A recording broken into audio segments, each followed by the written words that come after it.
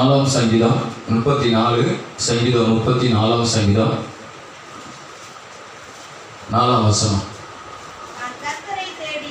நான் கர்த்தரை தேடினேன், அவர் எனக்கு செவி கொடுத்து என்னுடைய எல்லா பயத்துக்கும் என்னை நீங்களாக்கி விட்டார். அல்லேலூயா. நாம் தேவனுடைய வார்த்தைக்காகவும் தேவனை கேட்க போகிற தேவனுடைய வார்த்தைக்காகவும் சொல்லப்பட்ட சாட்சிக்காகவும் ஒரு சுருக்கமா ஜெபிங்க பார்க்கலாம். ஆமென்.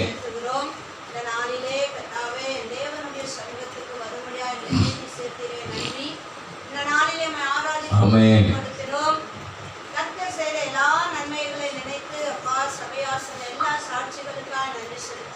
ஆமென். ஆண்டவரே, இப்போதும் கூட உம்முடைய வார்த்தைகளை நாங்கள் கேட்க போகிறோம். எஸ். தேவன் எங்கள் மத்தியிலே கடந்து வாரும். ஆமென். எங்களை ஆளுகை செய்யுங்கப்பா.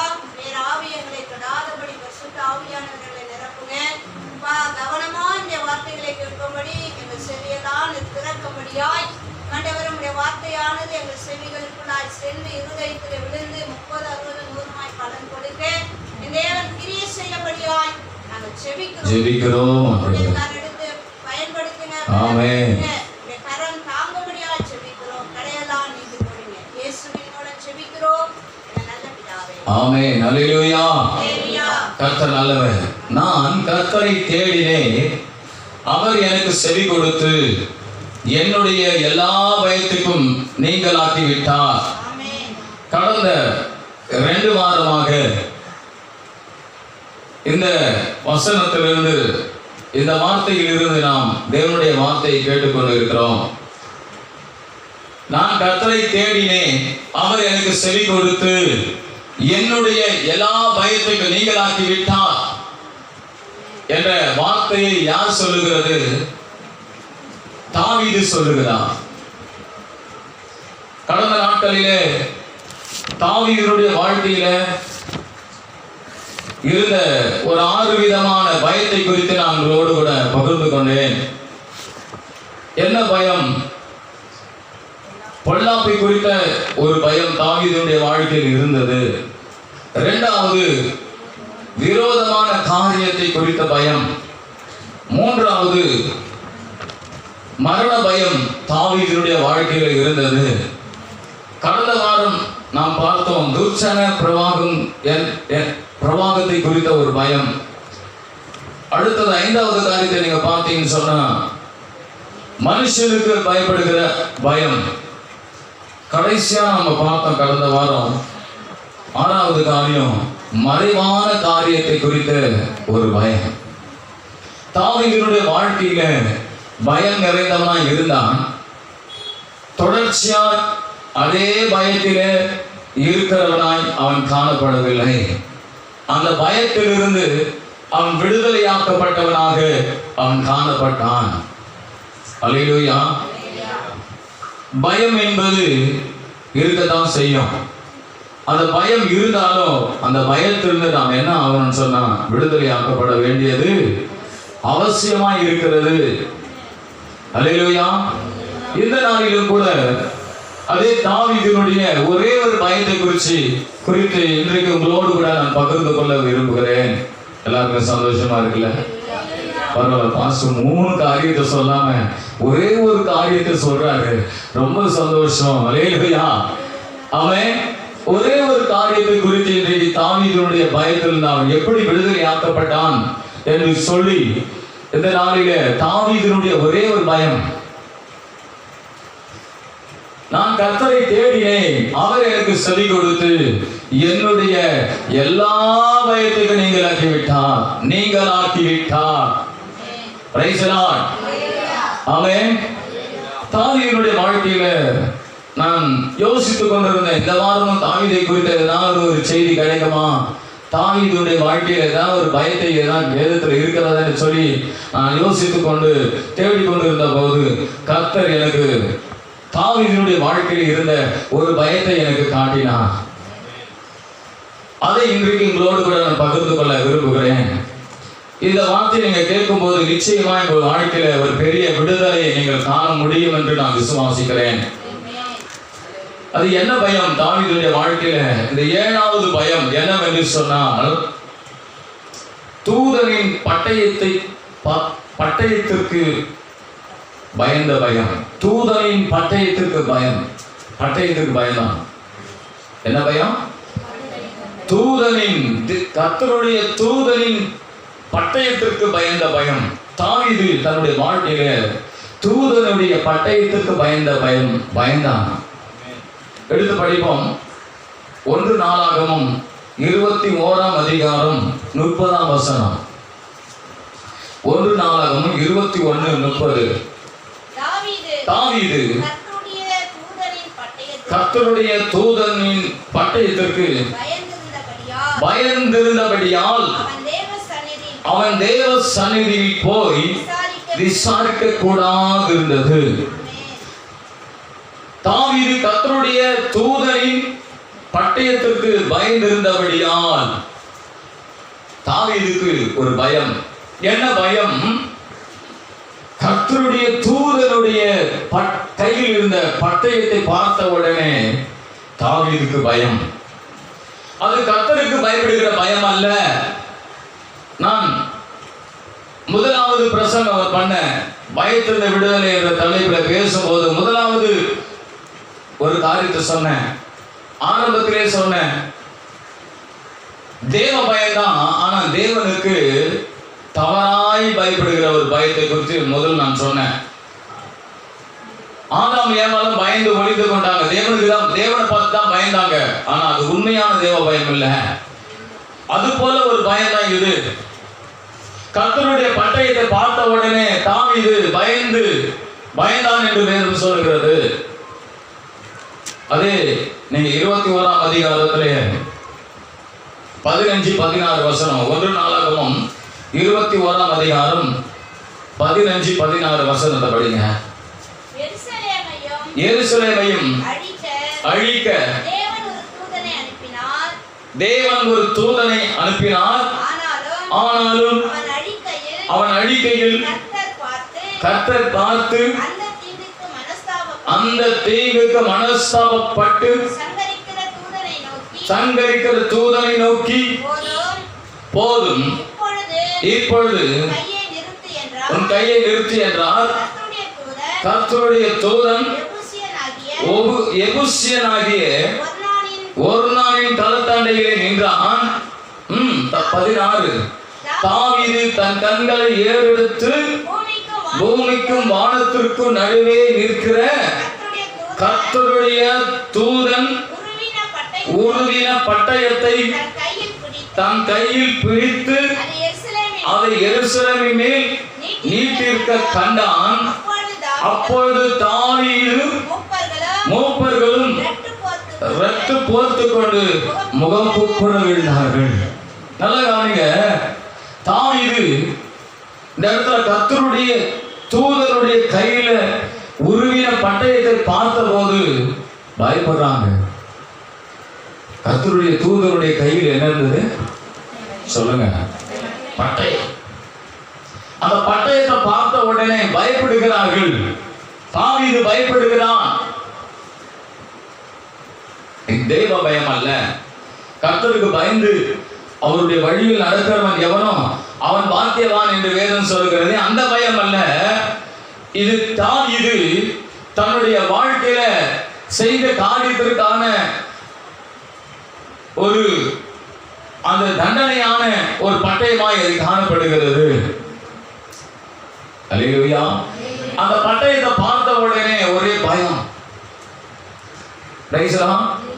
பாருங்க, அந்த பட்டயத்தை பார்த்த உடனே ஒரே பயப்படுறான்.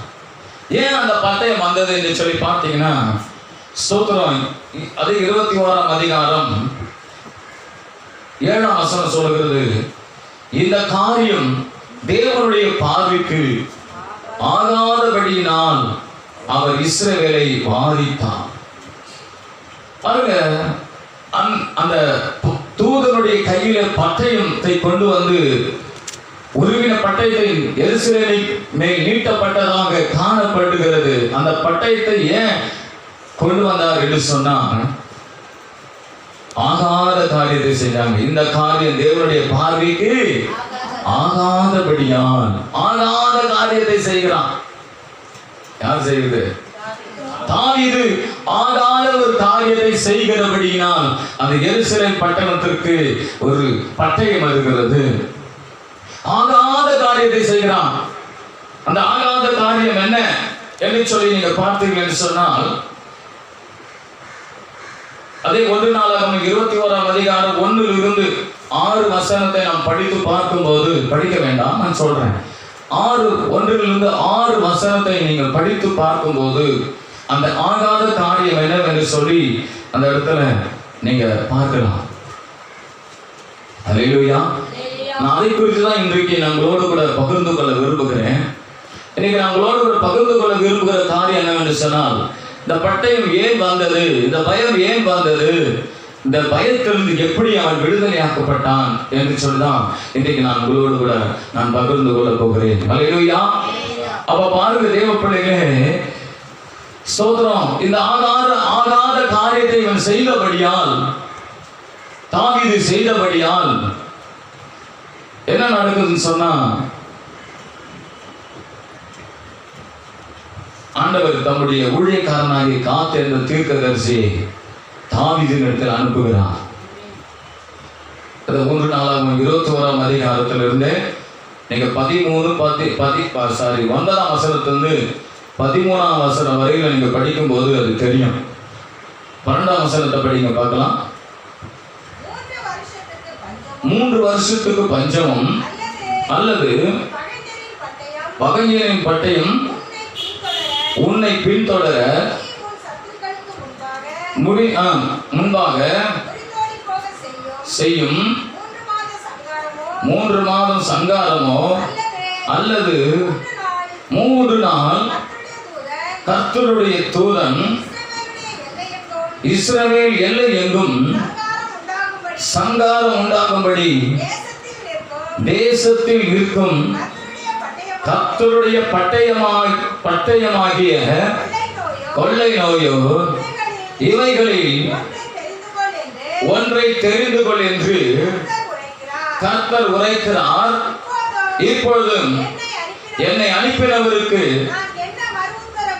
நான் என்ன மறு உத்தரவு கொண்டு போக வேண்டும் என்பதை யோசித்து பாருங்க என்றான்.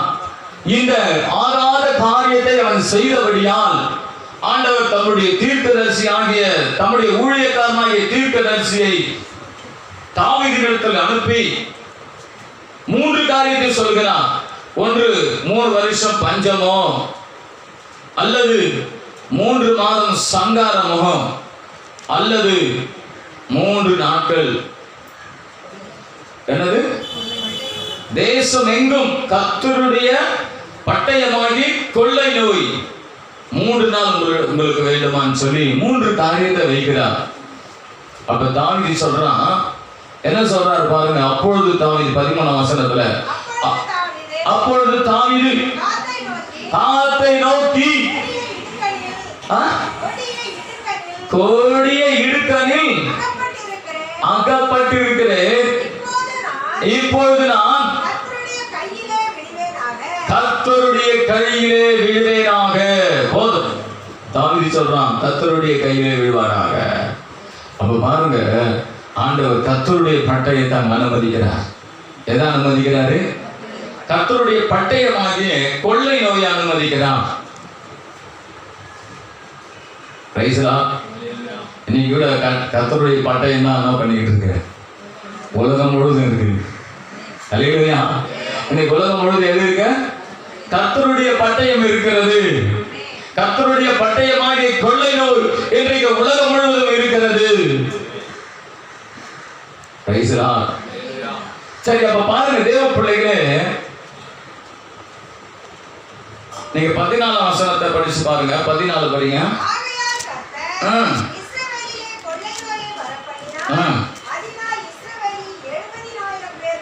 அப்ப பாருங்க, அந்த கர்த்தருடைய பட்டயமாகிய அந்த பட்டயம் அங்கே வந்தது. ஆகினால அந்த இடத்துல பாத்தீங்க சொன்னா கிட்டத்தட்ட 75,000 பேர் மரித்தார்கள். 70,000 பேரா? 70,000 பேர் மறிந்து போனார்களாம். பாருங்க, இப்போ எல்லாரும் மடிந்து போன போது தாவீது அந்த கொள்ளை நோயாகிய பட்டயத்தை தூதன் கையிலே பார்த்த போது தாவீது என்ன செய்கிறான் என்று சொன்னால், அதை பார்த்து பயப்படுறான். என்னது? அதை பார்த்து பயப்படுறான். இந்த பட்டயத்தை பார்த்த உடனே பயப்படுகிறான். அல்லேலூயா, அல்லேலூயா. தேவ பிள்ளைகளே, நம்முடைய வாழ்க்கையில் கூட இந்த பயம் நம்முடைய வாழ்க்கையில் இருந்து கொண்டுதான் இருக்கிறது. உலக மக்கள் அனைவருக்கும் இருக்கிறது, ஊழியக்காரர்களுக்கு இருக்கிறது, விசுவாசிகளுக்கு இருக்கிறது. உலகத்தில் இருக்கிற அனைத்து மக்களுக்கும் இந்த பட்டயத்தை குறித்த ஒரு பயம் இன்றைக்கு இருந்து கொண்டுதான் இருக்கிறது. உண்மையாக நான் இதை நினைக்கவே இல்லை, இந்த வார்த்தை வரும் நான் நினைக்கவே இல்லை. இன்றைக்கு பயம். தேவ பிள்ளைகளே, இந்த பட்டயம் ஏன் வந்தது? இந்த பட்டயம் ஏன் வந்தது? எதற்காக வந்தது என்று சொல்லி முதலாவது நான் உங்களுக்கு சொல்லிவிட்டு, இரண்டாவது அந்த பட்டயத்திலிருந்து அவன் எப்படி தாவீது தன்னையும் தன்னுடைய ஜனத்தையும் தப்புவித்தான் என்று உங்களுக்கு நான் சொல்ல விரும்புகிறேன். அல்லேலூயா. இந்த பட்டயம் ஏன் வந்தது? சும்மா வராதுங்க. பயம் சும்மா வராது, கொள்ளை நோய் சும்மா வராது. ஏதோ ஒரு காரணம் உண்டு. முதலாவது, தாவீது இந்த பட்டயத்தை அறிவித்துக் கொள்ள காரணம் என்ன என்று சொல்லி பார்த்தீர்களா?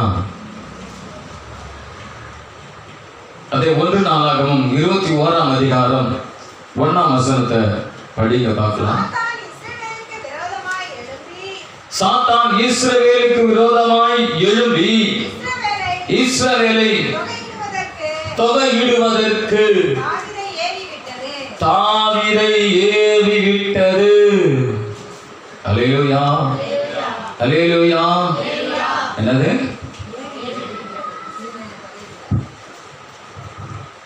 நல்லா கவனிக்கணும். அந்த மெசேஜை நீங்க நல்லா கவனிக்கணும்.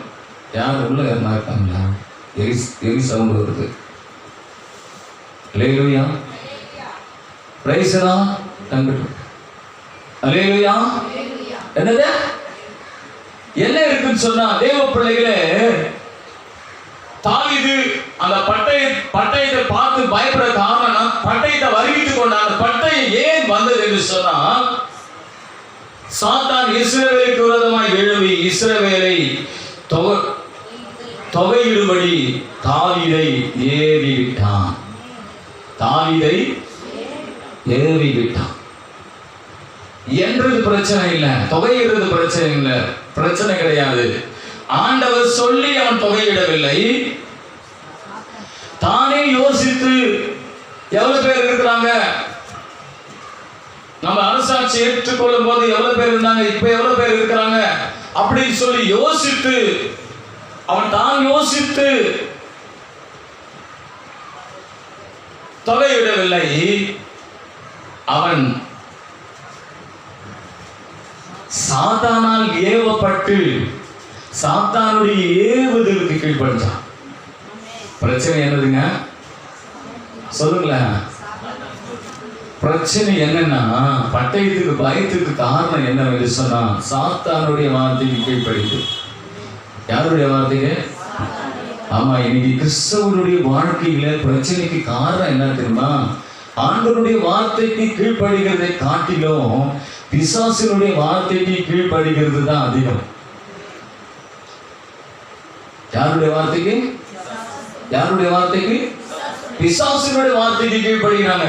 தாவீதுக்கு நல்லா தெரிஞ்சுக்கொள்ளுங்க, நல்ல ஆண்டவருடைய வார்த்தைக்கு கீழ்ப்படுகிற மனுஷன், நல்ல தேவ சத்தத்துக்கு கீழ்ப்படுகிற மனுஷன், ஆண்டவருக்கு பிரியமான பெயர் அவருக்கு இருந்தது, ஆவியினால் நடத்தப்பட்டார். திடீரென்று பார்த்தால் சாத்தான் அவருக்குள்ளே ஒரு ஏவுதல் கொடுத்து விட்டான். என்ன ஏவுதல்? எல்லாரும் என்ன சொன்ன உடனே என்ன ஆரம்பிச்சிட்டான்? சொல்லுங்க பார்க்கலாம். என்ன ஆரம்பிச்சிட்டான்? சொல்லுங்க. என்ன? யார் ஆரம்பிச்சிட்டான்? என்ன ஆரம்பிச்சிட்டான்? கவுண்டிங் பண்ண ஆரம்பிச்சிட்டான். Price the Lord. சொல்ல வர காரியம் என்னன்னா, அந்த பிரச்சனைக்கு காரணம் என்ன சொன்னா, அவன் சாத்தானுக்கு அறிமுகப்படுத்திட்டான். சாத்தான் ஏவுதலுக்கு கீழ்படிச்சிட்டான். சொல்லுங்க பார்க்கலாம். எந்த ஏவுதலுக்கு? சாத்தான் ஏவுதலுக்கு கீழ்படிச்சிட்டான். பிரைஸ்லா. ஆதியில இவங்க செஞ்ச காரியம் என்ன? ஆதாம் ஏவாள் செஞ்ச காரியம் என்ன?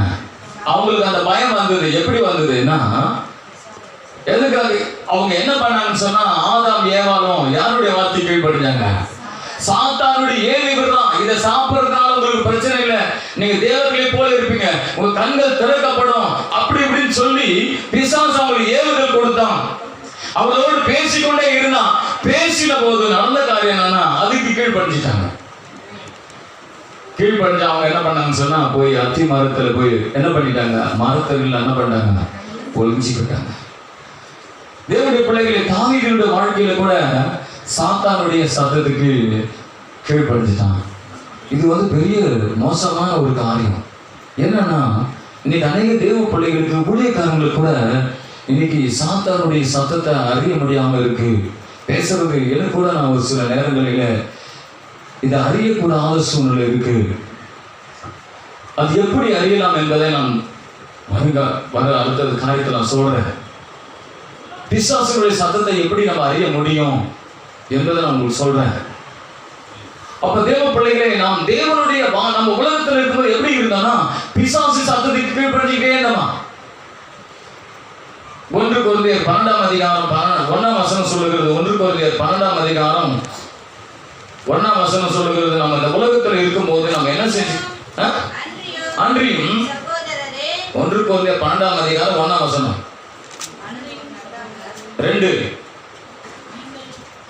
நீங்கள் அஞ்ஞானிகளாய் இருந்தபோது ஏவப்பட்டபடி ஊமையான விக்கிரகங்களிடத்தில் மனதை செலுத்தினீர்கள் என்று உங்களுக்கு தெரியுமே. பிசாசு ஏவி நம்ம எங்க செலுத்திக்கிட்டு இருந்தான்? ஊமையான விக்கிரகங்கள் இடத்துல நம்முடைய இருதயத்தை செலுத்தும்படி வச்சிருந்தான். நம்மளாம் விக்கிரகத்தை வணங்க காரணம் என்ன தெரியுங்களா? நம்முடைய ஏறிக்கிட்டே இருந்தான், இதை செய், போய் அதை வணங்குன்னு சொல்லிட்டு. இப்ப நம்ம கர்த்தரை விட்டு வந்த பிறகு இப்ப என்ன பண்ணிக்கிட்டு இருக்கான்னு சொன்னா, அவன் நம்மோடு கூட ஒரு சில நேரத்துல பேசுறான். அல்லேலூயா. அவன் பேசுற நேரத்தில் அநேக நேரத்தில் அவன் பேசிக்கொண்டுதான் இருக்கிறான். அநேக நேரத்தில் ஒரு சில நேரத்தில் அவனுடைய சத்தத்துக்கு நம்ம கீழ்படுகிறோம். ஆனா அநேக நேரத்தில் பார்த்தீங்கன்னா ஒரு பெரிய பாதிப்பு நமக்கு வராம இருக்கிறது. ஒரு சில நேரங்களில ஒரு மிகப்பெரிய பாதிப்பு நமக்கு. அப்போ என்ன தெரியுமா பண்ணான்? இவன் கர்த்தருடைய சத்தத்துக்கு இவன் கீழ்படுகிற மனுஷன் என்ன பண்றான்னா, சாத்தானுடைய ஏவுதலுக்கு கீழ்படிய ஆரம்பிச்சுட்டான். அப்போஸ்தலர் 5ஆம் அதிகாரம் 3ஆம் வசனம் என்ன சொல்லுகிறது? அனனியா சபீரா என்ன பண்றான்னு சொன்னா, அவனுடைய இருதயம் அபிஷேகம் பெற்று தேவனுடைய ஆவியினால் நிரப்பப்பட்டு அந்நிய பாஷை பேசி அல்லேலூயா துதி மகிமை பாடிக்கொண்டிருந்தவங்க இப்ப என்ன பண்றாங்கன்னு சொன்னா, பிசாசின் ஆவியினால் சாத்தான் அவருடைய இருதயத்தை நிரப்பி அவங்க பொய் சொல்ல வச்சான். எதை நிரப்பிட்டான்? நல்லா தெரிஞ்சுக்கங்க. நீங்க ஆவியில நிரம்புறதுனால, நீங்க வந்து அந்நிய பாஷை பேசுறதுனால நீங்க வந்து ஆவியானவரால் நிரப்பப்பட்டவங்க கிடையாதுங்க. நல்லா தெரிஞ்சுக்கணும். நம்மளை சாத்தானும் நிரப்ப முடியும் என்பதை அறிஞ்சு கொள்ள வேண்டும். நம்மிடத்தில் அநேக நேரத்தில் ஆண்டவர் பேசுகிற நேரத்துல சாத்தானை இடைமறித்து நம்மோடு பேசுவான். நமக்கு அது தெரியக்கூடாத காரியமா இருக்கும். ஆனால் நம்ம அதை கண்டுபிடிச்சா அதை நம்ம ஈஸியா கண்டுபிடிச்சிடலாத. அதை சொல்லிக் கொடுக்குறேன் உங்களுக்கு. முதலாவது, தாவீது சாத்தானுக்கு என்ன பண்ணா? ஏவுவதற்கு சாத்தானுக்கு இடம் கொடுத்துட்டான். இந்த பயத்துக்கு காரணம் என்ன சொல்லுங்க? சாத்தானுக்கு இடம் கொடுத்தான். அப்ப என்ன நடக்குது பாருங்க. 3-4 வசனம். அதே 1 நாளாகமம் 21ஆம் அதிகாரம் 3-4 வசனம். அப்பொழுது யோவாப் கர்த்தருடைய ஜனங்கள் இப்பொழுது இருக்கிறதை பார்க்கிலும் 100 தனியாய் அவர் வர்த்திக்க பண்ணுவாராக. ஆனாலும் ராஜாவாகிய ஆண்டவனே, என் ஆண்டவரின் சேவகர் அல்லவா, என் ஆண்டவன் இதை விசாரிப்பானே, இஸ்ரவேலின் மேல் குற்றம் உண்டாக இது நடக்க வேண்டியது என்னவென்றான். யோவாப் அப்படி சொல்லியும் ராஜாவின் வார்த்தை மேலிட்டபடினால் யோவாப் புறப்பட்டு இஸ்ரவேல் எங்கும் சுற்றித் திரிந்து எருசலேமுக்கு வந்து போதும். பாருங்க, அடுத்தது நீங்க பாத்தீங்கன்னு சொன்னா இப்போ என்ன நடக்குதுன்னு சொன்னா, பிசாசு சத்தத்துக்கு அவன் கீழ்ப்படிஞ்சுட்டான். கீழ்ப்படிஞ்ச உடனே பிசாசு சத்தம் கேட்ட உடனே அந்த சத்தத்தை என்ன பண்ண செயல்படுத்த முயற்சி பண்றான். என்ன பண்றான்? செயல்படுத்தும்படியான சூழ்நிலையில் இறங்கும் போது அப்போ யோவாப் சொல்றான், நம்ம நிறைய ஜனம் இருக்கிறாங்க, ஏன் ஏன்றீங்க? நம்ம குற்றம் சொல்றமே அப்படின்னு சொல்லி அவன் சொல்றான். அதை என்ன பண்ணல தாவீது எடுத்துக்கொள்ளவே இல்லை. என்னது? அவன் பாருங்க, தாவீது ஒரு உயர்ந்த இடத்துல இருந்தான். அவனுக்கு கீழாக இருக்கிறவன் என்ன பண்றான்னு சொன்னா சொல்றான். இவனுக்கு பாருங்க, அநேக நேரத்துல பிசாசுல மறுத்தர் பேசும்போது நமக்கு வந்து பாத்தீங்கன்னா நமக்கு ஒரு பெருமை இருக்கும். சொல்லுங்க பார்க்கலாம். ஆங்காரம் இருக்கும். என்ன இருக்கும்? சொல்லுங்களேன். இந்த இடத்துல பாத்தீங்கன்னு சொன்னா அப்போ தனக்கு கீழே இருக்கிற ஒரு காரியம் சொல்லப்படும் போது இவன் என்ன தெரியுமா பண்றான்? அது ஏற்றுக்கவே இல்லை. இவன் வார்த்தை தான் என்ன பண்ணிடுச்சு? நெயில் ஓங்கிடுச்சு. அப்ப நல்ல கவனிங்க, ஒரு சில நேரங்களில நம்முடைய வாழ்க்கையில நமக்கு வருகிற பிரச்சனைகளை தடுக்கக்கூடிய ஒரு சில வாய்ப்புகளை ஆண்டவர் உருவாக்குவார். தாவீதுடைய வாழ்க்கையில அந்த வாய்ப்பை உருவாக்கினான். ஆனா அவ என்ன பண்ணாங்க? சொல்லுங்களேன். கேட்கவே இல்லை. அந்த புத்தியை ஏற்றுக்கொள்ளவே இல்லை. அதை குறித்த ஒரு எண்ணமே பாராட்டல. நீங்க அது 2 சாமுவேல் 24ஆம் அதிகாரம், இதே சம்பவம் 2 சாமுவேல் 24ஆம் அதிகாரம் 24ஆம் அதிகாரத்துல சொல்லப்பட்டிருக்கு. 4ஆம் வசனத்தை படிக்க பார்க்கலாம். ஆகிலும் யோவாப்பும் ராணுவ தலைவரும் சொன்ன வார்த்தை செல்லாதபடி ராஜாவின் வார்த்தை பலத்தது. அப்படியே இஸ்ரவேல் ஜனங்களை தொகையிட யோவாப்பும் ராணுவ தலைவரும் ராஜாவை விட்டு புறப்பட்டு போய். யோவாப்பு மட்டும் சொல்லல, யாரு சொன்னாங்க? ராணுவ தலைவர் சொல்றாங்க, இது வேண்டாம் ராஜா, இஸ்ரவேலில பொல்லாப்பு வரும், பட்டயம் வரும், பிரச்சனை வரும், போராட்டம் வரும், நமக்கு பயம் வரும் சொல்லி ராஜாவை எச்சரிக்கிறாங்க. ராஜாவுக்கு சொல்றாங்க. ராஜாவினுடைய வார்த்தை மேற்கொண்டபடியால் அவங்க வார்த்தையெல்லாம் செல்லாம போச்சு. அல்லேலூயா. அநேக நேரத்தில் தேவ பிள்ளைகளே சோதரம் பிசாசு என்ன பண்ணுவானா, அவருடைய இருதயத்துக்குள்ள ஒரு ஆசை விதைச்சானா அந்த ஆசையை செயல்படுத்தும்படியாக அவனை எதையும் கேட்க விடாதபடி செய்யலாம். அவனுடைய கண்களை என்ன பண்ணிடலாம்? சொல்லுங்க, குருடாக்கிடலாம். அவன் தன்னுடைய காரியத்தை செயல்படுத்தும்படியா கிரியை செய்வான். அடுத்தது நீங்க பார்க்கும்போது நீங்க சோதரம் இந்த காரியத்தை நீங்க கொஞ்சம் கவனிக்கணும். அப்போ எதற்காக அவன் என்ன சொல்றான்? இஸ்ரவேல் ஜனங்களை எதற்காக என்ன சொல்றான் என்று சொல்லி பார்த்தீங்கன்னா, அதை 1 நாளாகமும் 21ஆம் அதிகாரம் 5ஆம் வசனம். ஜனத்தை லக்கம் பார்த்து தொகையை தாவீதிடத்தில் கொடுத்தான். இஸ்ரவேலில் எல்லாம் பட்டயம் உருவத்தக்கவர்கள் 11 லட்சம் பேரும் யூதாவில் பட்டயம் உருவத்தக்கவர்கள் 4,70,000 பேரும் இருந்தார்கள். அல்லேலூயா சொல்லுங்களேன். பாருங்க, நல்லா கவனிங்க. இந்த மனுஷன் எதுக்காக தொகையிட சொன்னான்னு சொன்னா, எதுக்காக?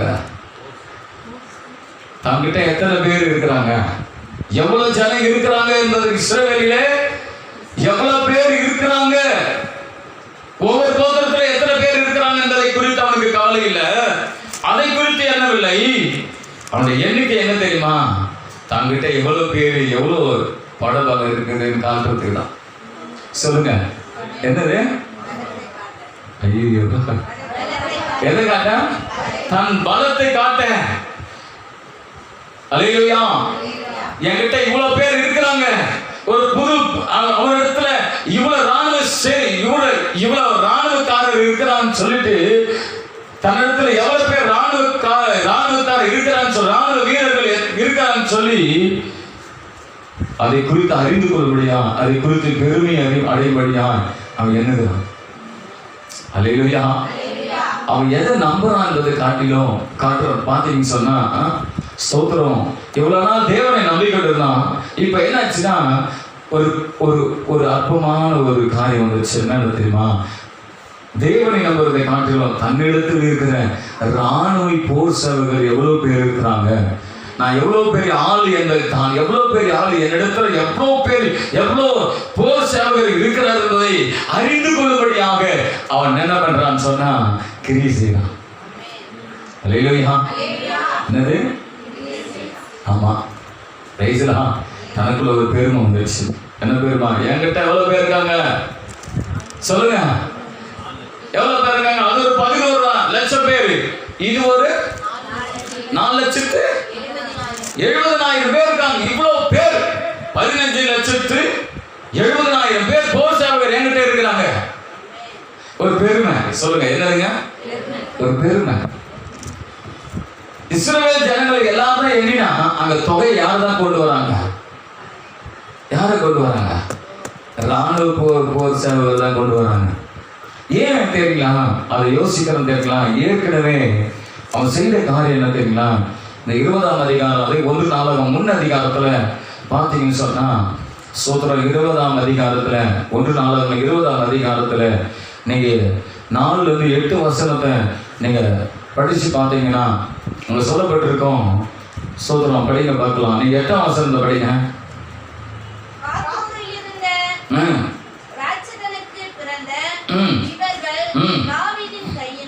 தாவீதின் கையினாலும் அவன் சேவகரின் கையினாலும் மடிந்தார்கள். நல்ல கவனிங்க, அவன் சேவகரின் கையினாலும் மடிந்தார்கள். அப்படின்னா என்னன்னா முன் அதிகாரத்துல அவனுக்கு ஏற்கனவே என்ன இருந்ததுன்னா இந்த சேவகருடைய பலன் இருந்தது. பெரிய பெரிய ஆட்கள் எல்லாம் அந்த சேவகர் தாவீதுடைய சேவகராலும் தாவீதோடு கூட இருந்த அந்த போர் வீரருடைய கரத்தினால் தான் செத்துப்பான் மடிந்தாங்க. தாவீதுக்கு அவங்க ஒத்தாசையா இருந்ததுனால இவன் என்ன தெரியுமா பண்ணா, ஏற்கனவே அவங்க ஒத்தாசையா இருக்கிறாங்க. தாவீதுடைய கையினாலும் தாவீதுடைய போர் சேவகருடைய கையினாலும் பெரிய பெரிய பராக்கிரமசாலி எல்லாம் அழிக்கப்பட்டிருக்கிறாங்க.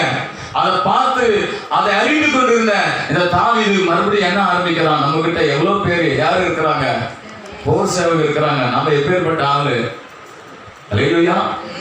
நம்ம கிட்ட எத்தனை லட்சம் பேர் இருக்கிறாங்க பாத்தியா? நான் உங்களுக்கு சொல்ல வர ஒரு காரியம் என்ன சொன்னா, பிசாசு எப்பயுமே பிசாசு பேசுறதை எப்படி கண்டுபிடிக்கலாம் அப்படின்னு சொல்லி இந்த இடத்துல நான் உங்களுக்கு சொல்ல விருப்பப்பட்டேன். தாவீது கண்டுபிடிச்சிருக்கலாம். கண்டுபிடிச்சாலும் அந்த பெருமை அவனுக்குள்ள அதை தடுத்து விட்டது. சாத்தான் தான் பேசுறான் என்பது கண்டுபிடித்திருந்தாலும் அந்த கண்டுபிடிச்ச அந்த கண்டுபிடிப்பை அதை தடுக்க அவனால் முடியல. காரணம் என்றால் அது பெருமை. சொல்லுங்க, எதுங்க? அந்த பெருமை. நான் யாரும் காட்டிட வேண்டும். என்னிடத்துல எத்தனை பேர் இருக்கிறாங்க?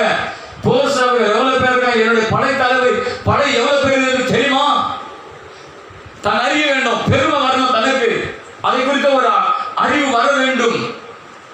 அதை குறித்த ஒரு எண்ணம் அவனுக்கு வரணும். சுயபலம்.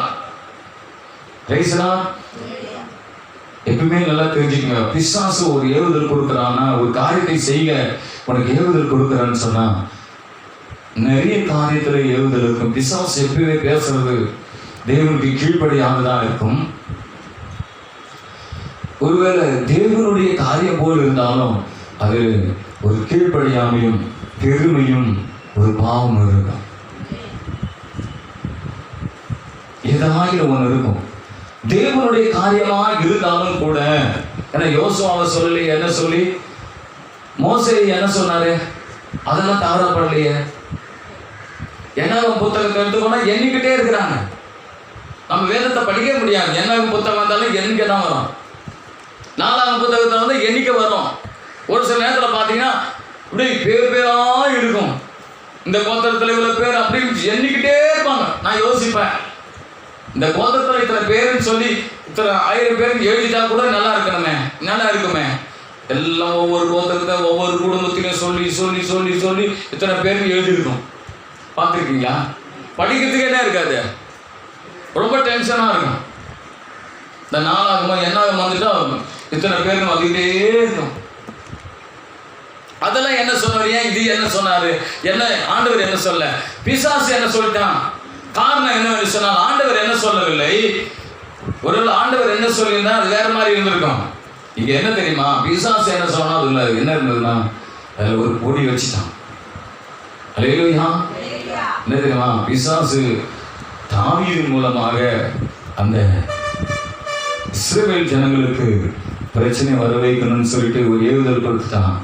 ஆனா என்ன தெரியுமா, தாவீது அதை அறிஞ்சு இந்த பட்டயத்துக்கு தப்பறதை விட்டுட்டு அவர் என்ன பண்ணிட்டாரு தெரியுங்களா, அதுல போய் விழுந்துட்டார். நல்லா தெரிஞ்சு கொள்ளுங்க, பிசாசு எப்பயுமே பிசாசுடைய முதல் பாவமே எது தெரியுமா, என்னதுங்க சொல்லுங்க, பெருமைதான். நல்லா தெரிஞ்சு கொள்ளுங்க. பிசாசு நம்முடைய வாழ்க்கையில அவன் ஒரு காரியத்தை செய்ய சொல்றான்னு சொன்னா அதுல பரிசுத்த அதுல என்ன இருக்குன்னா பெருமை இருக்கும். சொல்லுங்க, என்ன இருக்கும்? ஆமா, இதுல பாத்தீங்கன்னா ஒரு பெருமை. என்கிட்ட இவ்வளவு பேர் இருக்காங்க, என்னால சாதிக்க முடியும் என்ற ஒரு பெருமை அவங்க பார்த்துச்சு. ரைஸ்லாம் உங்களுக்கு இருக்கான்னு தெரியல எனக்கு. அப்படி போகக்கூடாது. சொல்லுங்க, நம்மிடத்துல என்ன பண்ணக்கூடாது, என்ன இருக்காது, என்னால முடியும், நான் செய்வேன், எனக்கு இருக்குது இந்த பெருமையை நமக்கு வேணாம். ஒரு சில நேரங்களில் நம்முடைய வாழ்க்கையில் ஒரு சில காரியம் செய்யும்படி ஆண்டவர் ஏவுதல் கொடுக்குறாருன்னா அதுல நாம் ஆண்டவர் தான் ஏவுதல் கொடுக்குறாரா என்பதை நம்ம எப்படி அறியலைன்னா அதுல ஸ்தோத்திரம் பெருமையான காரியம் இருக்காது, தாழ்மையான காரியம். அல்லேலூயா. இதை குறித்து நிறைய பேசலாம், ஆனா நான் நேரம் இல்லாதனால நான் கடந்து போக விரும்புகிறேன். தேவ பிள்ளைகளே, பிசாசு எப்பயுமே பார்த்தீங்கன்னு சொன்னா அவன் பெருமையானது பேசுவான். ஆண்டவரை மேல போய் நிறுத்தி இங்கிருந்து தாழ குதியும் அப்படின்னா அடுத்தது மேல கொண்டு போயிட்டு அவன் என்ன பண்றான்னு சொன்னா இதெல்லாம் என்கிட்ட இருக்குது. என்ன பண்றான், இது மகிமையெல்லாம் என்கிட்ட இருக்கு காட்டுறான் சாத்தான். அவ பெருமையானதை காட்டுறான், பெருமையானதை பேசுவான், பெருமையானது செயல்படும்படி யோசிப்பான். Hallelujah. Amen. Praise the lord. Hallelujah. ஆமா, நிறைய காரியங்களை பார்த்தீங்கன்னா தாழ்மையா இருக்கணும். அப்படி ஆண்டவர் யாருக்கு சொன்னா, பிசாசு உயர ஏறுவேன் அப்படின்னு சொன்னான். ஆனா ஏசாயா 14 அதிகாரம் 13-14 வசனத்தை படிச்சு பார்த்தீங்கன்னா பிசாசு நான் வானத்துக்கு ஏறுவேன், உன்னதமானவருக்கு ஒப்பாவேன்னு சொன்னான். ஆனா பிலிப்பியர் 2 அதிகாரம் 8 வசனம் சொல்லுகிறது, அவர் தேவனுக்கு சமமாய் இருப்பதை கொலையாடின பொருளாய் எண்ணாமல் தம்மை தாமே தாழ்த்தி பெருமையாக்கி அடிமை உரிமையோடு தான். ஏசப்பா யாருன்னு சொன்னா தாழ்த்தக்கூடியவர். பிசாசு எப்பவுமே பெருமையானவன், பெருமையான ஏவுதலை கொடுப்பான். சொல்லுங்க, நம்முடைய வாழ்க்கையில ஒரு சில நேரங்களில நம்ம என்ன நினைப்போம் தெரியுமா, நாம ஏன் இப்படி இருக்கிறோம், பெருமையா நம்மளை பெருமையா காட்டணும்னு சொல்லி வீட்டுல அநேக காரியங்களை வாங்கி போடுவோம். பார்த்துருக்கீங்களா? நான் ஏன் எப்படி இருக்கணும், அல்லேலூயா, பெருமையானதை செய்வோம். ஆனா நல்லா தெரிஞ்சுங்க, நம்மள சிக்கல்ல மாட்ட விடுறோன்னு அர்த்தம். சொல்லுங்க சொல்லுங்க. நான் அநேக நேரத்தில் பார்த்தீங்கன்னா நான் நிறைய காரியத்தை யோசிப்பேன், இது செய்யலாமே அது செய்யலாமா அது செய்யலாமான்னு சொல்லிட்டு. ஆனால் எனக்கு தெரியும் அது நம்மளை எங்கே கொண்டு போய் விடுறோம், ஆவிக்குரிய வாழ்க்கைக்கு தடையா போயிடும். இப்போ நம்ம கம்பீரமா கொடுக்கறத சாப்பிட்டுட்டு அருமையா இருக்கிறோம், நல்லா சாப்பிட்றோம், நல்லா இருக்கிறோம். அப்புறம் நம்ம வேண்டாத காரியத்தை தான் செஞ்சுட்டு அதுல போய் சிக்கிக்கொண்டா ஜெபிக்கவும் முடியாது, வேதத்தை படிக்க முடியாது, ஒன்றும் செய்ய முடியாது. சதா நம்முடைய தேவைகளையாவே சுத்திக்கிட்டு இருக்கோம். நீங்க நிறைய பேர் அப்படிதான் இருக்காங்க, பாடபரமா வாழ்றதுக்காக பெருமையான காரியத்தை செய்கிறதுக்காக எல்லாவற்றையும் செய்யறாங்க.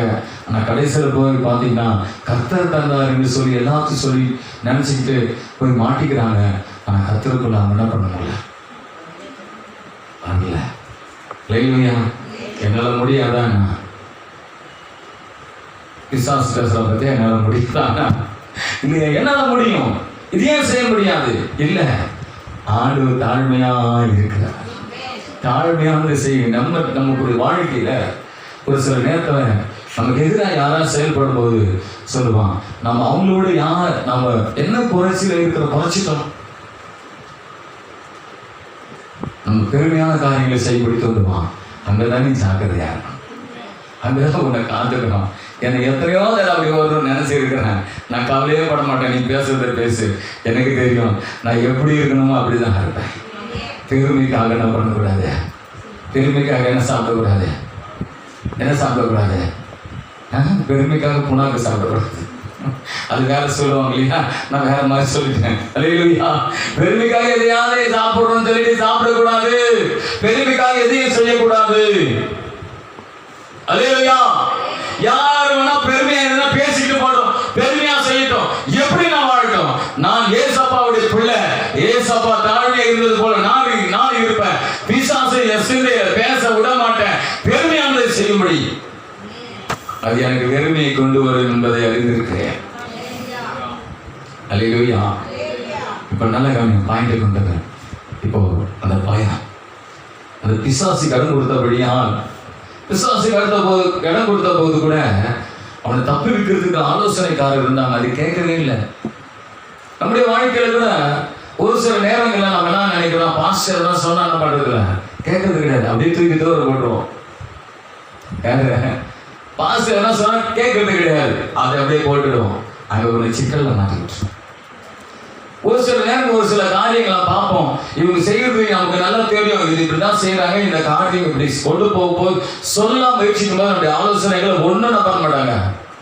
நீ என்னன்னா செய், நானே எல்லாம் செய்வேன், நீ என்ன செய் பாஸ்டர். நாங்க விட்டு ஆலோசனை கேட்க மாட்டோம்.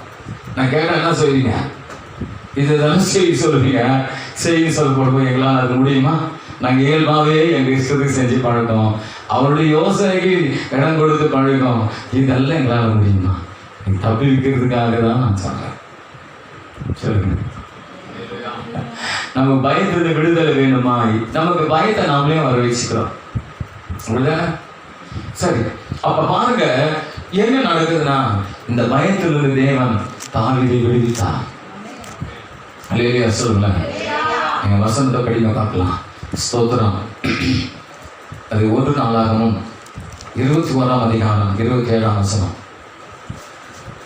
1 நாளாகமும் தேவதூதன் தன்னுடைய பட்டயத்தை உரையிலே திரும்ப போட வேண்டும் என்று கர்த்தர் அவருக்கு சொன்னார். அல்லேலூயா சொல்லுங்களேன். அல்லேலூயா. ஆண்டவர் சொல்லிட்டாரு, அப்பா என் தாவீது பாவம் பயந்துட்டான், அந்த பட்டயத்தை பார்த்து பிசாசுக்கு இடம் கொடுத்துட்டான், உண்மைதான். அதனால அந்த பட்டயம் வந்து விட்டது, அந்த பயம் வந்து இருக்கிறது.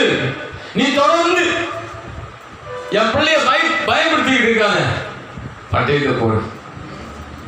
பட்டயத்தை எங்க போட? இதே வார்த்தை ஆண்டவர் சொன்னார். எப்படி சொன்னார்?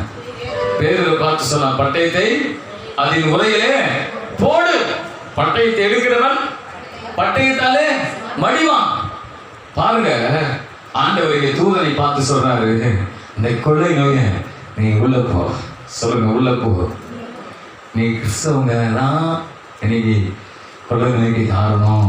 41 சொல்லிட்டு இருக்கிறேன், இப்பயே சொல்றேன். இந்த கிறிஸ்தவங்க நல்லா இருந்தா இந்த கொள்ளை நோய் ஓடி போயிடும். சொல்லுங்க, அம்மா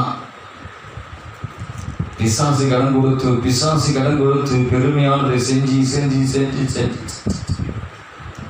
பெருமையா யோசு பெருமை என்னென்ன பெருமை. ஆனா ஆண்டவர் அதை மன்னிக்கிறார். அல்லேலூயா. ஆண்டவர் என்ன பார்க்கிறாரு, மன்னிக்கிறார். தாவீதே, நீ பயந்து கொண்டுதான் இருக்கிறேன், நான் உனக்காக கிரியை செய்யறேன். ஆண்டவர் வெறுமையா அவன் பட்டயத்தை உள்ள போடுன்னு சொல்லிட்டாங்களா? அப்படி சொல்லுவாங்களா? இன்னைக்கு நிறைய பிரசங்கம்லாம் இருக்கு. தாவீதுக்காக அந்த பட்டயத்தை உள்ள போட வச்சாரு. ஏன் போட வச்சாரு? அது வேற தான் பிரசங்கம் பண்ணுவாங்க. ஏன் போட வச்சாரு, எதுக்காக போட வச்சார், தாவீது என்ன செஞ்சார், தாவீது என்ன செய்ய வச்சார்? அது இருக்கா இல்லையா? அது இருந்தாங்க நான் அல்லேலூயா சொல்லுங்க, சொல்லுங்க சொல்லுங்க, அல்லேலூயா. சோதரம். நான் ஒரு சில காரியங்களை சொல்லி நான் முடிக்க விரும்புகிறேன்.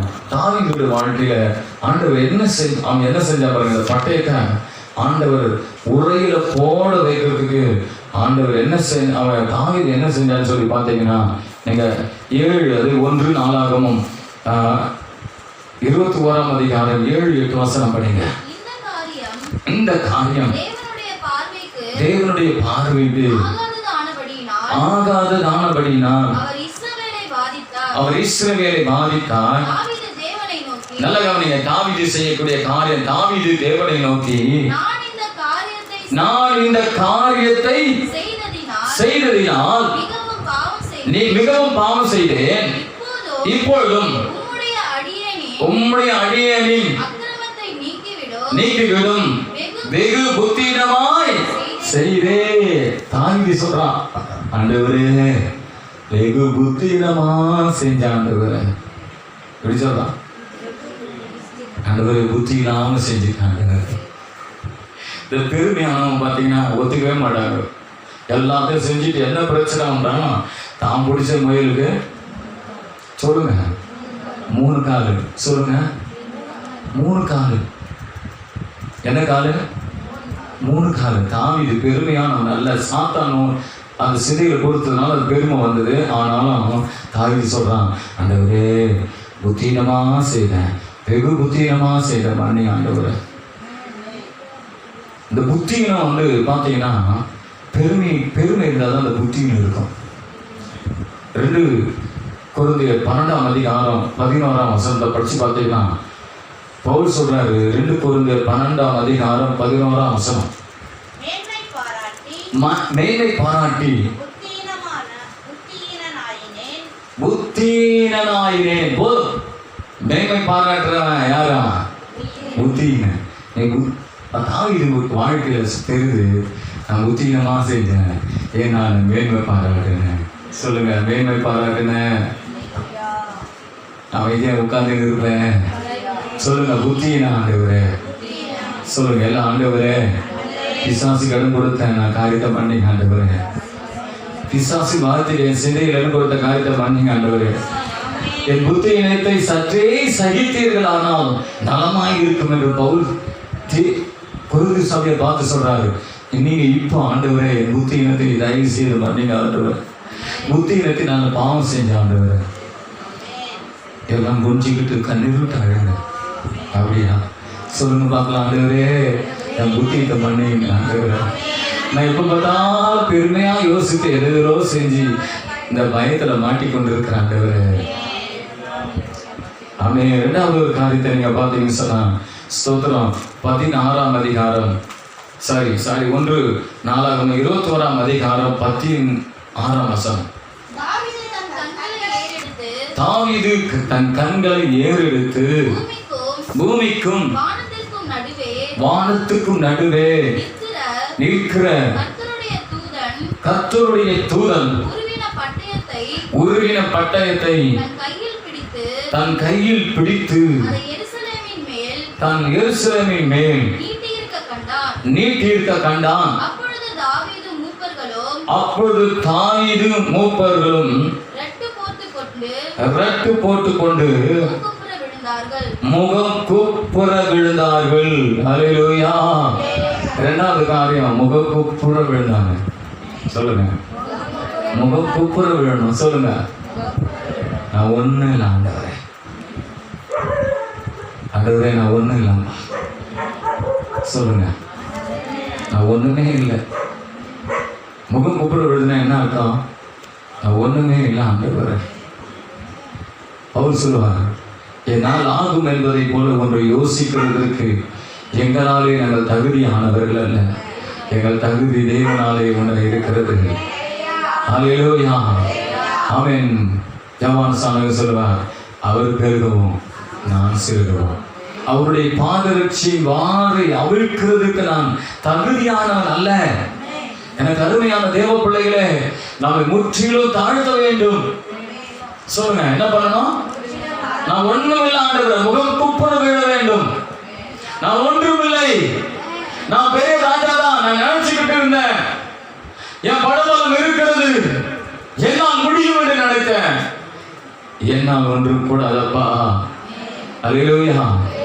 அனுதினமும் உம்மில் நான் வளர்ந்திடவே உம் அனுக்கிரகம் தர வேண்டுமே. அனுதினமும் உம்மில் நான் வளர்ந்திடவே உம் அனுக்கிரகம் தர வேண்டுமே. என்னால் ஒன்றும் கூடாதையா, உம்மால் எல்லாம் கூடும். என்னால் ஒன்றும் கூடாதையா, உம்மால் எல்லாம் கூடும். அனுதினமும் உம்மில் நான் வளர்ந்திடவே உம் அனுக்கிரகம் தர வேண்டுமே. அனுதினமும் உம்மில் நான் வளர்ந்திடவே உம் அனுக்கிரகம் தர வேண்டுமே. என் ஞானம் கல்வி செல்வங்கள் எல்லாம் ஒன்றுமில்லை குப்பை என்றெண்ணுகிறே. என் ஞானம் கல்வி செல்வங்கள் எல்லாம் ஒன்றுமில்லை குப்பை என்றெண்ணுகிறே. என் நீதி நியாயங்கள் அழுக்கான கந்தை என்றே உணர்ந்தேன் என் இயேசுவே. என் நீதி நியாயங்கள் அழுக்கான கந்தை என்றே உணர்ந்தேன் என் இயேசுவே. அனுதினமும் உம்மில் நான் வளர்ந்திடவே உம் அனுக்கிரகம் தர வேண்டுமே. அனுதினமும் உம்மில் நான் வளர்ந்திடவே உம் அனுக்கிரகம் தர வேண்டுமே. அல்லேலூயா. 1 சாமுவேல் 20ஆம் அதிகாரம் 40ஆம் வசனத்தை நீங்க படிச்சு பார்த்தீங்கன்னா, தாவீதுடைய வாழ்க்கையில இந்த முகம் குப்புற விழுகிற ஒரு பழக்கம் அவருடைய வாழ்க்கையில் இருந்தது. அப்பொழுது யோனத்தான் தன் ஆயுதங்களை பிள்ளையாண்டான் இடத்தில் கொடுத்து இவைகளை பட்டணத்துக்கு கொண்டு போய் என்றான். பிள்ளையாண்டான் போன பின்பு தாவீது தென்புறமான இடத்திலிருந்து வந்து தரையிலே முகம் குப்புற விழுந்து சொல்லுங்க பார்க்கலாம். முகம் குப்புற விழுகிற பழத்தை தாவீதுக்கு இருந்தது. ஒண்ணு இல்லை ஆண்டவரே, சொல்லுங்க பார்க்கலாம். அல்லேலூயா, அல்லேலூயா. தாவீது எப்பவுமே தன்னை தாழ்த்துற மனுஷன். நான் சிறுமையும் எளிமையுமானவன், நீர் என்னை கண்ணோக்கி பார்க்கிறேன். ஒன்றுக்கும் உதவாத களிமண்ணா, என்னையும் உம் கரம் வளைத்ததே. நன்றி சொல்வேன் என் வாழ்நாளெல்லாம்.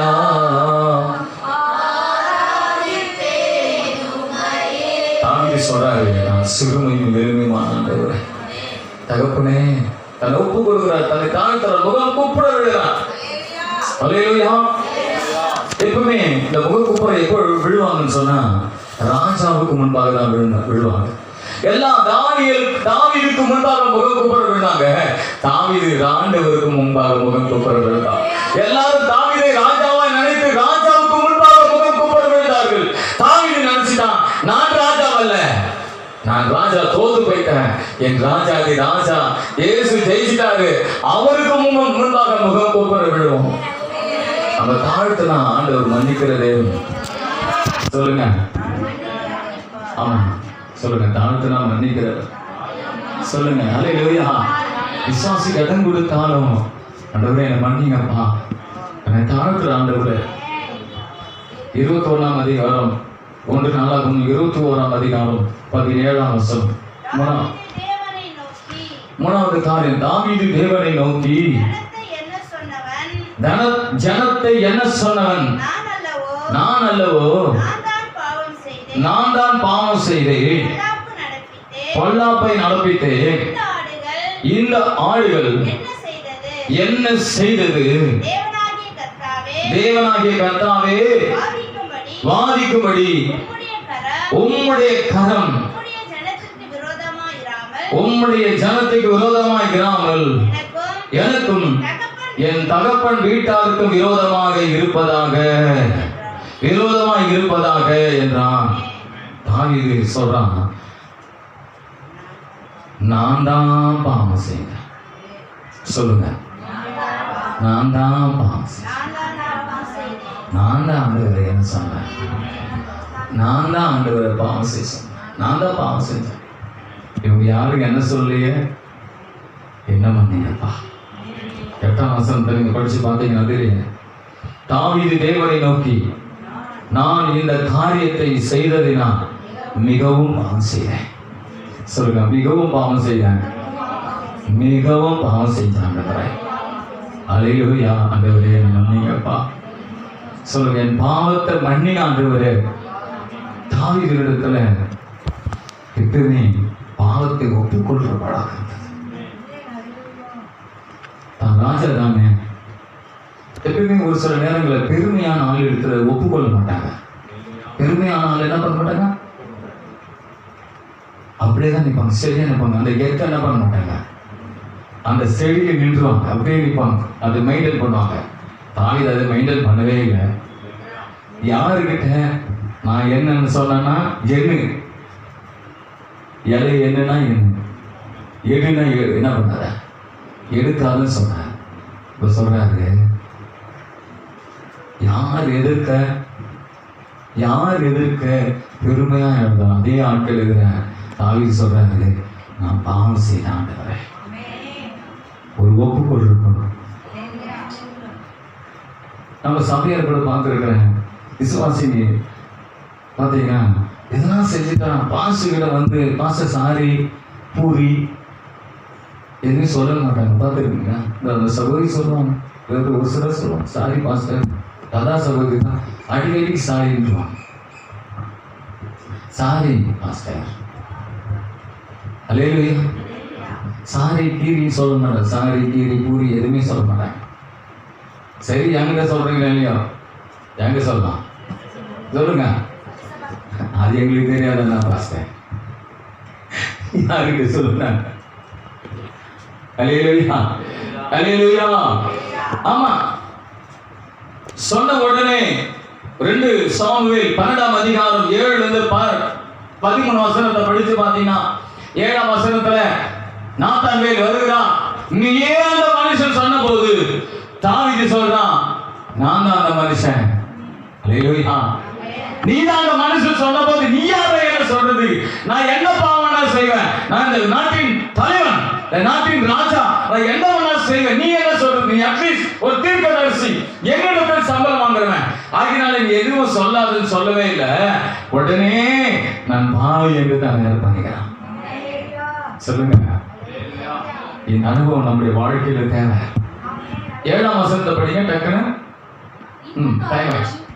தேவனுடைய பார்வைக்கு ஆகாததானபடியினால் அவர் இஸ்ரவேலை பாதித்தார். 2 சாமுவேல் 12:7. நீயே அந்த மனுஷன். போதும், 13ஆம் வசனம் படிங்க. அப்பொழுது தாவீது நாத்தானிடத்தில் நான் கர்த்தருக்கு விரோதமாய் பாவம் செய்தேன். போதும், நல்ல கவனிங்க. அவன் சொல்றான், நீ தான் அந்த பாவி சொன்ன போது நீங்க யாருமே இல்லை, அங்கே கை நீட்டுற. நீ தான் அந்த பாவி சொன்ன போது யார்? நீ தான் அந்த பாவி சொன்ன போது நான் தான் பாவம் செய்தேன். ஒப்புக்கொள்ற பழக்கம் சொல்லுங்க பார்க்கலாம். இந்த பழக்கம் உள்ள ஆளை வந்து ஆண்டவர் மன்னிப்பாங்க. ஆண்டவரே, பிசாசுக்கு இடம் கொடுத்துட்டான், ஆனா ஆண்டவர் மன்னிக்கிறாங்க. பிசாசுக்கிரையினால் வந்த அந்த பட்டயம், பிசாசுக்கிரையை செஞ்சது, பிசாசு கீழ்ப்படைஞ்சதுனால ஆண்டவரால் வந்த பட்டயத்துக்கு ஆண்டவர் தப்பிக்க வல்லவராக இருக்கிறார். அந்த பயத்துக்கு நம்மை நீங்களாக்கி விடுவிக்க வல்லவராக இருக்கிறார். அல்லேலூயா. கடைசியா நான் ஒரே ஒரு சொல்லி வார்த்தை மட்டும் சொல்லி நான் முடிக்க விரும்புகிறேன். 4வது காரியம் நீங்க 1 நாளாகும் அதே 21ஆம் அதிகாரம் 19ஆம் வசனம். அப்படியே தாவீது கர்த்தரின் நாமத்திலே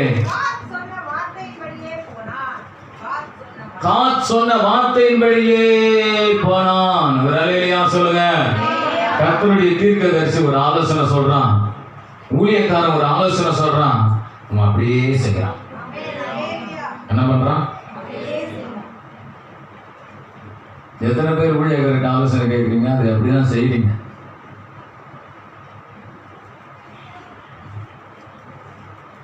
என் பார்வைக்கு எது நல்லதா அதை நான் செய்கிறேன். இல்லை பாஸ்டர் எனக்கு என்ன பண்ணிக்கிட்டு இருக்கேன், அப்போ லீட் பண்ணிக்கிட்டு இருக்கலாம், அதே நம்பியே போயிடுறேன். நம்மளை கொண்டு எங்கே சொல்லிவிடா சொல்லுங்களேன். நம்ம கொண்டு போய் ஸ்தோத்திரம் சத்துரு வேறே விதமாக சொல்லி விடுவான். ஆனால் இந்த ஊழியக்காரன் சொல்கிறான், காத்த தீர்க்கதரிசி சொல்கிறான், என்ன சொல்கிறான் பாருங்க, கீழே படிங்க, முடிச்சிடலாம், அவ்வளோதான். ஒரு நாள் திரும்பி பார்த்தான், அவனும் அவனோடு இருக்கிற அவனுடைய 4 குமாரரும் அந்த தேவதூதனை கண்டு ஒளித்துக் கொண்டார்கள். 26ஆம் வசனம், 18ஆம் வசனம், 18 என்ன சொன்னா பாருங்க. அப்பொழுது எபூசியன் ஆகிய ஒர்னானின் களத்திலே கர்த்தருக்கு ஒரு பலிபீடத்தை உண்டாகும்படி தாவீது அங்கே போக வேண்டும் என்று தாவீதுக்கு சொல் என்று கர்த்தருடைய தூதன் காத்துக்கு கட்டளையிட்டான். அப்ப பாருங்க, காத்த பார்த்து ஆண்டு சொல்றாரு, கர்த்தருக்கு ஒரு பலிபீடத்தை உண்டாக்குன்னு சொன்னாரு. ஒரு அல்லேலூயா சொல்லுங்க. ஆண்டவருடைய ஊழியக்காரன் சொன்ன உடனே அவன் கர்த்தருடைய வார்த்தை செய்யும்படி போகிறான். அல்லேலூயா. சொன்னபடியே செய்கிறான். 26ஆம் வசனம். அங்கே கர்த்தருக்கு ஒரு பலிபீடத்தை கட்டி சர்வாங்க தகன பலிகளையும் சமாதான பலிகளையும் செலுத்தி கர்த்தரை நோக்கி விண்ணப்பம் பண்ணினான். அப்பொழுது அவர் வானத்திலிருந்து சர்வாங்க தகன பலிபீடத்தின் மேல் இறங்கின அக்கினியினால் ஒரு மறு உத்தரவு கொடுத்தார். ஒரு அல்லேலூயா சொல்லுங்க. அப்ப எதை குறிக்குதுன்னு சொன்னா, தாவீதை தேவன் அங்கீகரித்து விட்டார். அல்லேலூயா. எனக்கு அருமையான தேவ பிள்ளைகளே, தாவீதுடைய வாழ்க்கையில ஆண்டவர் அந்த பயத்தை நீக்கினார். அந்த பட்டயத்தை உரையில போடு சொன்னார். எப்ப சொன்னார்? தாவீது சொல்றான், நான் யார்? எல்லாரும் எழுதிருக்கோம். அல்லேலூயா. ஆண்டவரே, என்னை வெகு புத்தினமா செஞ்ச ஆண்டவரே, என்ன மன்னின்னு சொல்லி கேட்டபோது, 2வது முகம் கூப்பிடுறதான் தன்னை தாழ்த்தினான். 3வது நான் தான் பாவம் செஞ்ச ஆண்டவரே, அவங்க செஞ்சாங்க, இவங்க செஞ்சாங்க, இப்படி செஞ்சாங்க, இவங்க செஞ்சாங்க, அல்ல இவங்க செஞ்சதுனால அல்ல, நான் செஞ்சேன். கடைசியா சொல்றான், ஆண்டவருடைய வார்த்தையின்படியே செய்ய போகிறான். அல்லேலூயா. ஆண்டவர் உரையில போட சொல்லிட்டார். நீ நம்முடைய வாழ்க்கையில கூட நம்முடைய எழுதித்தில் இருக்கிற பயம், இன்னைக்கு நம்முடைய வாழ்க்கையில் நம்ம அறியாமலே இருக்கிறோம். ஒரு சில காரியங்களை என்ன அறியாம இருக்கிறோம் அப்படின்னு சொன்னா, இது நாம் ஒரு சில நேரங்களில் பிசாசுடைய சத்தத்தை கீழ்படிஞ்சதுனால அநேக நேரத்தில் கர்த்தருடைய பட்டயம் இடத்துல இருக்கலாம். அந்த பட்டயம் ஏதோ ஒரு காரியத்தை நம்முடைய வாழ்க்கையில செய்து கொண்டே இருக்கிறது. அந்த காரியத்தை நம்மளால் தடுக்க முடியவில்லை. நம்ம எதையோ யோசித்து கொண்டிருக்கிறோம். இந்த நம்ம பட்டயத்தை யோசிக்கல, அதே அந்த பட்டயத்தை பார்க்கிறோம், பயப்படுறோம். ஆனா அந்த பட்டயம் ஏன் வந்ததுன்னு யோசிக்கிறது இல்லை. நான் எப்ப பார்த்தாலும் ஆண்டோடைய சத்தத்துக்கு செவி கொடுக்கிறத விட்டுட்டு எதுக்கோ சிரிச்சுக்கிட்டு இருக்கிறேன். யார் என்ன சொன்னாலும் கேட்டுக்கிட்டு இருக்கிறேன். ஊழியக்காரன்ட்ட ஒரு வார்த்தை கேட்கறதில்ல, ஆண்டோடைய சத்தத்துக்கு கீழ்படுதில்லை. அல்லேலூயா. ஆமென். அல்லேலூயா. கர்த்தரை நோக்கி பார்க்கலாமா? அல்லேலூயா. Thank you Jesus. ஆமென். கர்த்தர் நமக்கு விடுதலை கொடுக்கிறார். ஆமென். ஆண்டவரே சொல்லுவாங்க, ஏசப்பா எனக்கு உதவி செய்யுங்கப்பா, இனி நான் சாத்தானுடைய சத்தத்துக்கு செவி கொடுக்காதபடி என்னை மாற்றுங்க. சாத்தானுடைய ஏவுதல் எனக்கு வேண்டாம். அதை கண்டுபிடித்து அழிக்க எனக்கு உதவி செய்ய ராஜா.